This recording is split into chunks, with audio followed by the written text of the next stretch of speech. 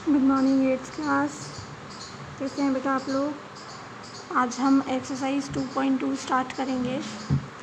ध्यान रखिए बच्चों, ये जो एक्सरसाइज है आपकी 2.2, इसमें सारे क्वेश्चंस जो हैं लैंग्वेज प्रॉब्लम है। इनमें आपको पढ़ करके पहले समीकरण बनानी होगी, इक्वेशन बनानी होगी। और एक चीज़ और याद रखिए आप कि ये जो एक्सरसाइज 2.2 है ये आप कॉमन पढ़ रहे हैं इंग्लिश मीडियम के बच्चों के साथ। तो इंग्लिश मीडियम और हिंदी मीडियम दोनों ही एक्सरसाइज जो है साथ में पढ़ने वाले हैं अभी। तो ये चीज़ आप दोनों ही ध्यान रखिए कि ये जो एक्सरसाइज है इसमें आपको क्वेश्चंस पढ़ने हैं। देखिए आपको जो लैंग्वेज है वो बहुत ही घुमा फिरा कर आपको कंफ्यूज करने के लिए दी गई है, पर आपको उसको बार बार पढ़ना है, क्वेश्चन को अच्छे से समझना है और स्टेप बाय स्टेप जो क्वेश्चन कह रहा है उस हिसाब से हमें इक्वेशन यहाँ पर बनानी है। क्लियर। तो देखिए फर्स्ट क्वेश्चन पढ़ते हैं। किसी संख्या से 1/2 घटाने और परिणाम को 1/2 से गुणा करने पर 1/8 प्राप्त होता है, तो वह संख्या क्या है। इंग्लिश मीडियम वाले बच्चों के लिए देखिए यही सेम क्वेश्चन है। If you subtract 1/2 from a number and multiply the result by 1/2, you get 1/8. What is the number? आपसे क्या कहा है यहाँ पर कि कोई नंबर है, उस नंबर में से अगर आप 1/2 सब्ट्रैक्ट कर दें, फिर जो आपका आंसर आए उसे आप 1/2 से मल्टीप्लाई कर दें, तो फिर जो आंसर आएगा वो 1/8 होगा। ये कहना चाह रहा है। ठीक है। तो देखिए हम इसे किस तरह से सॉल्व करेंगे। सॉल्व करना देखिए इसका हम मान लेते हैं लेट दैट नंबर, यानी माना वह संख्या कौन सी है, x है। ठीक है। तो अकॉर्डिंग टू क्वेश्चन यानी प्रश्न के अनुसार वो क्या कह रहा है आपसे कि जो संख्या है उसमें से 1/2 आप सब्ट्रैक्ट करिए, यानी 1/2 घटाइए। अब इसका जो रिज़ल्ट आएगा, इसका रिज़ल्ट जो भी आएगा उसको किससे गुणा कर दें हम, 1/2 से। इसके रिज़ल्ट्स को किससे गुणा कर दे, 1/2 से। फिर जो रिज़ल्ट आएगा वो 1/8 होना चाहिए। ये एक आपका क्वेश्चन था, तो अब ये आपकी इक्वेशन बन गई। अब आपको इसे सॉल्व करना है। सबसे पहले एलसीएम लेके अंदर इसे सॉल्व करिए। अब 2 को अंदर गुणा कर दीजिए, 2 से 4 हो जाएगा और ये 2x - 1 ही रहेगा। बराबर के इधर आपका 1/8 है, तो आप क्रॉस मल्टीप्लाई यानी वज्र गुणा करेंगे। यहाँ पर 8 को यहाँ गुणा करेंगे, 4 एकम 4 हो जाएगा, 8 2 = 16, 8 1 = 8 हो जाएगा। इसके बाद देखिए 16x यहाँ रहने दीजिए, 8 आप वहाँ लेके जाएंगे तो 8 प्लस का हो जाएगा 4 और 8 कितना हो गया, 12 हो गया। अब आपको x की वैल्यू निकालनी है, तो 16 आप नीचे लेके आएंगे 12 के, और फिर आप 4 से कट कर सकते हैं। 4 3 = 12, 4 4 = 16।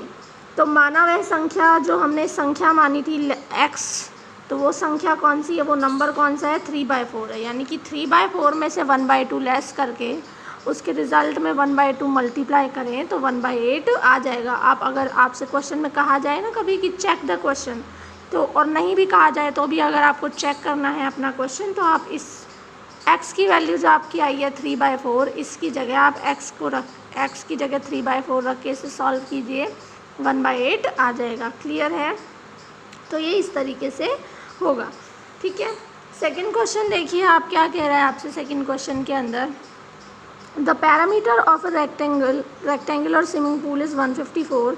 The length is 2 metre more than twice its breadth. What are the length and the breadth of the pool. ठीक है। हिंदी मीडियम के लिए भी मैं पढ़ देती हूँ कि एक आयताकार तरणताल है, उसकी लंबाई जो है उसकी चौड़ाई के दुगने से 2 मीटर अधिक है। यदि उसका परिमाप 154 है तो लंबाई और चौड़ाई ज्ञात कीजिए। तो देखिए इस क्वेश्चन को भी देखते हैं हम। देखिए सबसे पहले जो चीज़ें आपको पता है ना आप वो लिख दीजिए। आपको पता है पैरामीटर ऑफ रेक्टेंगल यानी आयत का परिमाप जो है वो आपको दिया हुआ है, कितना है, 154 है, 154 है। अब आपको लेंथ और ब्रेथ नहीं दी है ना। आपसे कहा है कि जो लंबाई है वो चौड़ाई के 2 गुने से 2 अधिक है, या आप ये कह सकते हैं कि जो लंबाई है, लेंथ है, वो ब्रेथ के या विड्थ के 2 से 2 मोर है। ठीक है। तो जो छोटा वाला है उसे आप x मान लीजिए। हमने मान लिया चौड़ाई क्या है, x है। तो लंबाई देखिए चौड़ाई के 2 गुने से 2 अधिक है। बना दिया आपने, चौड़ाई के 2 गुने से 2 अधिक है। अब अकॉर्डिंग टू क्वेश्चन आप रख दीजिए। आपको पता है आयत का परिमाप क्या होता है, 2 गुना लंबाई प्लस चौड़ाई। पैरामीटर की जगह पैरामीटर रखिए 2, लेंथ की जगह क्या रखेंगे 2x + 2 और ब्रेथ की जगह रखेंगे x। 2x और x कितना हो गया 3x + 2। ठीक है, ये 2 जो है इधर ले आइए, डिवाइड हो जाएगा 77 आ जाएगा ये। फिर उसके बाद में आप 2 इधर लाइए, माइनस का हो जाएगा, 3x रह जाएगा। फिर 3 से आप यहाँ डिवाइड करेंगे तो x कितना निकल आएगा बेटा 25 निकल आएगा। ठीक है, इसका मतलब जो आपने x माना था वो क्या था b, यानी चौड़ाई तो आपकी 25 मीटर है और लंबाई कितनी हो जाएगी, इसे सॉल्व करेंगे तो आप 52 यानी 52 मीटर्स हो जाएगी। क्लियर है। इसके बाद आप नेक्स्ट क्वेश्चन देखिए, थर्ड क्वेश्चन क्या कह रहा है, यदि एक समद्विबाहु त्रिभुज मतलब जिसकी 2 भुजाएं बराबर होती हैं, ठीक है, उसका आधार 4/3 सेंटीमीटर और परिमाप 4 और 2/15 सेंटीमीटर है, तो आपको बताना है कि उसकी 2 बराबर जो भुजाएं हैं उनका मान क्या है। ठीक है, यहाँ पर देखिए आप, द बेस ऑफ आइसोस्केल triangle is 4/3 centimeter. The parameter of the triangle is 4 and 2/15. What is the length of either the remaining 2 equal sides? तो देखिए यहाँ पे आपसे क्या कह रहा है कि एक आइसोस्केल ट्राइंगल है, ठीक है, और उस आइसोस्केल ट्राइंगल का आपको बेस भी दिया हुआ है आइसोस्केल ट्राइंगल का बेस आपको। देखिए इस क्वेश्चन में क्या कह रहा है, ये आपको सबसे पहले पैरामीटर दिया है, पैरामीटर लिख लीजिए यहाँ पे ना, परिमाप आपको दिया हुआ है, परिमाप को सिंपल कर लीजिए, 15 चौक 60 और 2 62। ठीक है, अब आपको यहाँ पर बेस भी दिया हुआ है, बेस ऑफ आइसोस्केल ट्राइंगल आपको क्या दिया हुआ है 4/3 दिया हुआ है। अब देखो बेटा, एक जो आइसोस्केल ट्राइंगल यानी समद्विबाहु त्रिभुज होता है वो क्या होता है कि 2 भुजाएँ बराबर है, एक भुजाएँ जो बराबर नहीं है वो 4/3 आपने यहाँ पर बेस ले लिया, तो जो 2 भुजाएं बराबर हैं आप उन्हें क्या मान लीजिए, वो दोनों क्या हैं x हैं। तो let 2 equal sides to be x। ठीक है, 2 समान भुजाएं आपने x मान ली। अब अकॉर्डिंग टू क्वेश्चन या प्रश्नानुसार आप क्या कह सकते हैं कि त्रिभुज का जो परिमाप होता है क्या होता है, तीनों भुजाओं को जोड़ देना, यानी 4/3 + x। तो ये पैरामीटर ऑफ ट्राइंगल हो गया। अब देखिए पैरामीटर ऑफ ट्राइंगल आपके पास, आपको पता है, आपको क्वेश्चन में दिया हुआ है कितना है 62/15, 4/3, x और x मिलकर कितना हो गया 2x हो गया। अब देखिए 2x यहाँ रहने दीजिए, 4/3 को आप इधर लेके आइए LHS के अंदर, तो माइनस हो जाएगा, तो अब इसे माइनस करने के लिए आप LCM लेंगे, 15 1 जा 15, 1 से मल्टीप्लाई, 3 5 जा 15, 5 से मल्टीप्लाई, तो 62 - 4 5 जा 20, 62 - 20 हो जाएगा। 62 - 20 करेंगे आप, कितना आ जाएगा यहाँ पर आपका 42/15। जब आप यहाँ से x निकालेंगे तो 2 नीचे आएगा और 2 नीचे आके 15 से गुणा होके कितना हो जाएगा बेटा 30 हो जाएगा। आप चाहें तो इस वैल्यू को काट कर लिख सकते हैं। देखिए 3 से कट सकता है, 6 से भी कट सकता है, तो हम 6 से काट देते हैं सीधा, कि क्या आ जाएगा 6 7 42, 6 पंजे 30, यानी 7/5 आपका x का जो है वैल्यू आ जाएगा। तो ये आपका क्या हो जाएगा यहाँ पर आंसर हो जाएगा। क्लियर, समझ में आई चीज़ बेटा। धीरे धीरे क्वेश्चन को पढ़ के समझ के आपको सिर्फ इक्वेशन बनानी है, क्योंकि इक्वेशन बनाने के बाद सॉल्व करना बहुत आसान होता है आपके लिए। क्लियर। इसके बाद नेक्स्ट क्वेश्चन देखिए आप, क्वेश्चन नंबर 4 से देखते हैं हम। ठीक है, आज हम क्वेश्चन नंबर 4 तक पढ़ेंगे, उसके आगे की जो क्वेश्चन हैं वो हम अगली वीडियो के अंदर देखेंगे।